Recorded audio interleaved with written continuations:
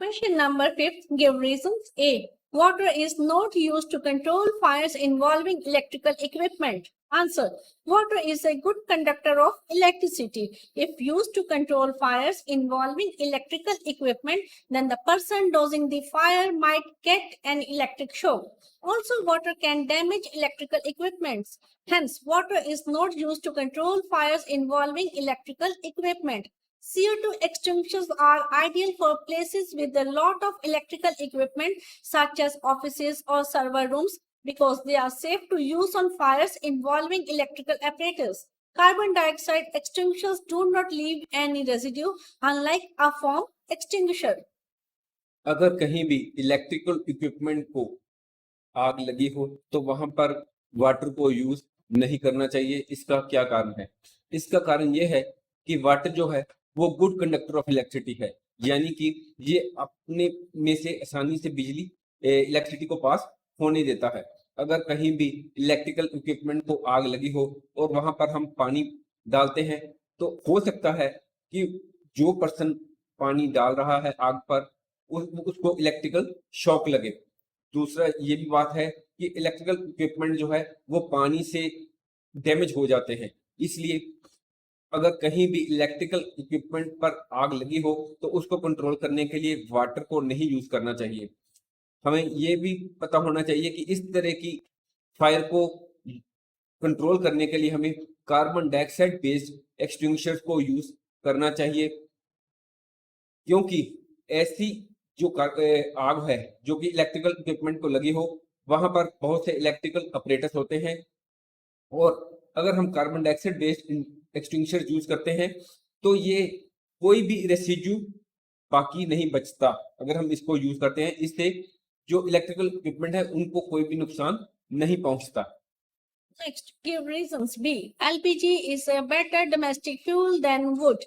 Answer. LPG is a better domestic fuel than wood because it does not produce smoke on burning. It also does not leave any residue, while wood on burning produces smoke and also leaves ash as residue. LPG on burning does not pose any respiratory problems. Further, it is easy to transport LPG than wood. Hence, LPG is a better domestic fuel than wood. अगला question है कि LPG जो है वो would के comparison में अच्छा domestic fuel है, वो कैसे? इसका कारण ये है कि अगर हम एलपीजी को यूज करते हैं तो इसको यूज करने पर बर्न करने पर कोई भी स्मोक यानी कि धुआं पैदा नहीं होता।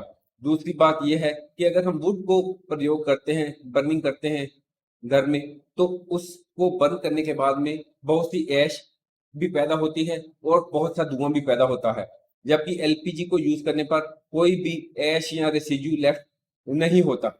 एलपीजी को यूज करने पर क्योंकि कोई धुआं नहीं होता, स्मोक नहीं होती, इसलिए हमें कोई भी रेस्पिरेटरी प्रॉब्लम भी नहीं होती।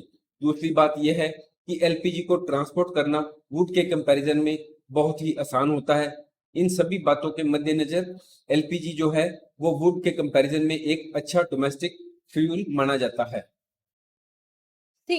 Paper by itself catches fire easily, whereas a piece of paper wrapped around an aluminium pipe does not. Answer. The ignition temperature required by paper to catch fire is low, so paper by itself catches fire easily. When the same paper is wrapped around an aluminium pipe, it does not catch fire easily because aluminium, being a metal, is a good conductor of heat, and heat is transferred from paper to the metal, and paper does not attain the ignition temperature. अब हमारे सामने question है कि एक piece of paper को अगर हम जलाते हैं तो वो आसानी से फायर पकड़ लेता है। अगर उसी पेपर को हम किसी एल्युमिनियम पाइप के इर्द गिर्द रैप कर देते हैं तो ये पेपर आसानी से फायर को नहीं पकड़ता। इसको हम थोड़ी सी एग्जांपल से समझते हैं। सपोज करो ये एल्युमिनियम की पाइप है, अगर हम इस पेपर को जलाते हैं तो ये आसानी से आग पकड़ लेता है, फायर पकड़ लेता है। अगर ये एल्युमिनियम की पाइप है और हम इसको रैप कर देते हैं और हम इसको जलाने की कोशिश करते हैं तो ये आसानी से आग नहीं पकड़ता, क्योंकि जब हम इसको जलाते हैं तो एल्युमिनियम का जो अंदर पाइप है वो सारी की सारी जो हीट है वो उसको ट्रांसफर हो जाती है, पेपर से एल्युमिनियम की पाइप को ट्रांसफर हो जाती है और पेपर जो है वो अपना इग्निशन टेम्परेचर को अटेन नहीं कर पाता। इसलिए अगर पेपर जो है वो एल्यूमिनियम पाइप के इर्द गिर्द रैप किया होता है तो वो जल्दी से आग नहीं पकड़ पाता। अब हमारे सामने क्वेश्चन है, question number 6, make a label diagram of a candle flame. ये आपके सामने कैंडल फ्लेम बनाई गई है। ये आप देखते हैं कि कैंडल के सब that on the outermost part, this is the outer zone of the flame। यहाँ पर this is blue in color, this is the middle zone of the flame which is yellow in color, this is the innermost part which is black in color। If we talk about the outermost zone of the candle flame, this is which is blue in color, this is the hottest part, and the middle zone of the candle flame is moderately hot which is yellow in color, and the innermost zone of the flame which is least hot। So you will please observe that a candle flame consists of 3 different zones which we have discussed: outer zone, middle zone and innermost zone। Question number 7. Name the unit in which the calorific value of a fuel is expressed. The calorific value of a fuel is expressed in kilojoules per kilogram. Question number 8. Explain how CO2 is able to control fires. Answer. Carbon dioxide fire extinctions put out fire caused by inflammable materials like oil and petrol and electrical equipments. Carbon dioxide is heavier than oxygen and it covers the fire and cuts off the supply of oxygen and puts out the fire. Carbon dioxide is stored at high pressure as liquid in cylinders. The carbon dioxide is also very cold as it comes out of the extinguisher, so it cools the fuel as well. सबसे पहले question है कि fuel की calorific value किस unit में हम major करते हैं, एक्सप्रेस करते हैं। तो हमारा आंसर है किलो जूल्स पर किलोग्राम। यहाँ पर आपने नोटिस किया होगा कि के जो है वो स्मॉल लेटर में लिखा हुआ है और जे जो है वो कैपिटल लेटर में लिखा हुआ है। नेक्स्ट हमारा क्वेश्चन है कि कार्बन डाइऑक्साइड जो है वो फायर को कैसे कंट्रोल कर लेती है। अगर कहीं भी डीजल को, पेट्रोल को या इलेक्ट्रिकल इक्विपमेंट में आग लगी हो तो वहां पर carbon dioxide based extinguishers use किए जाते हैं। कार्बन डाइऑक्साइड जो होती है वो ऑक्सीजन के कंपैरिजन में हैवियर होती है और जब कहीं भी पेट्रोल, डीजल या कहीं और इलेक्ट्रिकल इक्विपमेंट में फायर लगी हो तो जब हम कार्बन डाइऑक्साइड को उसके ऊपर डालते हैं तो हैवियर होने के कारण, ऑक्सीजन से हैवियर होने के कारण नीचे चली जाती है और जो ऑक्सीजन की सप्लाई है वो कट हो जाती है और इससे फायर को कंट्रोल करने में आसानी होती है। दूसरी बात, जो कार्बन डाइऑक्साइड है वो फायर एक्सटिंग्विशर में हाई प्रेशर पर लिक्विड के रूप में स्टोर की जाती है। इसके अलावा कार्बन डाइऑक्साइड जो होती है वो बहुत ही ठंडी होती है जब वो फायर एक्सटिंग्विशर से बाहर आती है और इससे जो फ्यूल है वो भी जल्दी कूल हो जाता है। Question number 9. It is difficult to burn a heap of green leaves, but dry leaves catch fire easily. Explain. Answer. The green leaves contain some water due to which the ignition temperature of leaves increases and they do not catch fire easily, while dry leaves have no water so they catch fire easily. अब हमारे सामने question है कि अगर green leaves का एक ढेर लगा हो और दूसरी तरफ ड्राई लीव्स हो तो ग्रीन लीव्स को बर्न करना मुश्किल होता है। ऐसा क्यों है?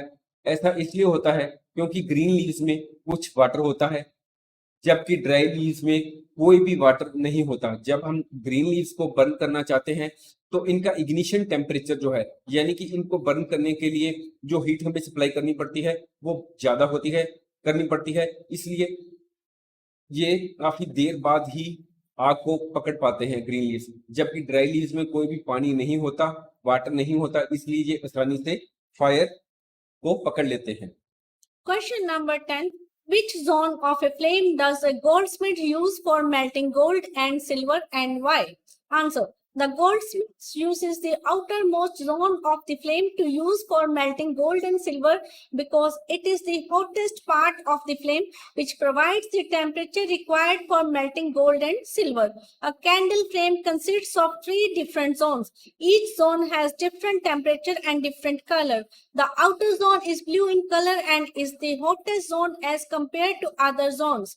The middle zone is yellow in color and is moderately hot. The inner zone is black in color and is the least hot region. अब हमारे सामने क्वेश्चन है कि गोल्ड स्मिथ्स जो होते हैं वो गोल्ड को या सिल्वर को मेल्ट करने के लिए फ्लेम का कौन सा जोन यूज करते हैं। जैसा कि हमने पहले ही बताया है कि कैंडल फ्लेम के 3 जोन्स होते हैं, outer most zone, middle zone और सबसे नीचे वाला जोन, इनर जोन। जो आउटर मोस्ट जोन होता है वो ब्लू इन कलर होता है और वो हॉटेस्ट जोन होता है, और जो मिडल जोन जो येलो कलर का होता है वो मॉडरेटली हॉट होता है, और इनर जोन जो कि ब्लैक कलर का होता है वो सबसे कम हॉट होता है। क्योंकि गोल्ड स्मिथ को गोल्ड को मेल्ट करना होता है या सिल्वर को मेल्ट करना होता है तो वो जो है वो आउटर मोस्ट जोन जो कि सबसे hottest part of the flame होता है उसी को यूज करते हैं। अब हमारे सामने now we come to the question number 11। In an experiment 4.5 kilogram of a fuel was completely burnt. The heat produced was measured to be 1,80,000 kilojoules. Calculate the calorific value of the fuel. Answer: we have been given that the weight of the fuel is 4.5 kg. On the other hand, we have also been given the heat produced. This is 1,80,000 kilojoules. We are to find out the calorific value of the fuel. This is the formula of calorific value, which is equal to amount of heat produced divided by weight of fuel burnt. Here the amount of heat produced is 1,80,000 kilojoules. We divide it by the weight, which is 4.5 kilogram, and the answer is before us, 40,000 kilojoules per kilogram. Question number 12. Can the process of rusting be called combustion? Discuss. Answer. Combustion is a chemical process in which a substance reacts with oxygen of air to give off heat. Sometimes light is also produced during combustion, whereas in rusting, iron reacts with oxygen and water to form iron oxide, but it takes a long time for iron to rust. Rusting of iron is an example of slow combustion in which very small amount of heat is produced. अब हमारे सामने question है कि क्या rusting के process को हम combustion कह सकते हैं। तो आंसर है कि कंबशन जो है ये एक केमिकल प्रोसेस है जिसमें कोई भी सब्सटेंस हवा की ऑक्सीजन के साथ रिएक्ट करके हीट को प्रोड्यूस करता है, या कंबशन के प्रोसेस में कई बार लाइट भी प्रोड्यूस होती है। अगर हम रस्टिंग की बात करें तो इसमें आयरन जो होता है वो ऑक्सीजन और वाटर के साथ रिएक्ट करके आयरन ऑक्साइड बनाता है, पर आयरन को रस्टिंग होने में काफी लंबा समय लगता है। रस्टिंग ऑफ आयरन जो है ये एक स्लो कंबशन की एग्जांपल है जिसमें की हीट बहुत ही कम मात्रा में प्रोड्यूस होती है। Question number 13. Abida and Ramesh were doing an experiment in which water was to be heated in a beaker. Abida kept the beaker near the wick in the yellow part of the candle flame. Ramesh kept the beaker in the outermost part of the flame. Whose water will get heated in a shorter time? Answer. Water in Ramesh beaker will heat faster because he kept his beaker in the outermost zone, which is the hottest part of the candle flame, whereas Abida kept the beaker in the yellow part of the candle flame, which is less hotter than blue part. अब हमारे सामने question है कि अबीदा और रमेश ने एक experiment किया। उन्होंने एक बीकर लिया और उसमें पानी को रखा और पानी को हीट किया। जो अबीदा है उसने जो कैंडल फ्लेम का जो येलो पार्ट है वहां पर बीकर को रखा, और रमेश ने जो आउटर मोस्ट पार्ट है फ्लेम का वहां पर बीकर को रखा। आप बताएं कि किस बीकर का पानी जो है वो कम समय में गर्म होगा। यहाँ पर आपको बताया गया है कि रमेश ने अपना बीकर जो है वो आउटर मोस्ट पार्ट में रखा। आप देखते हैं कि यहाँ पर अगर आउटर मोस्ट पार्ट में हम बीकर रखते हैं तो ये हॉटेस्ट जोन है, इसलिए रमेश का जो बीकर है वो जल्दी गर्म होगा, जबकि दूसरा अबीदा है उसने अपना जो बीकर है वो मिडल जोन जो कि येलो पार्ट है वहां पर रखा। ये मॉडरेटली हॉट है।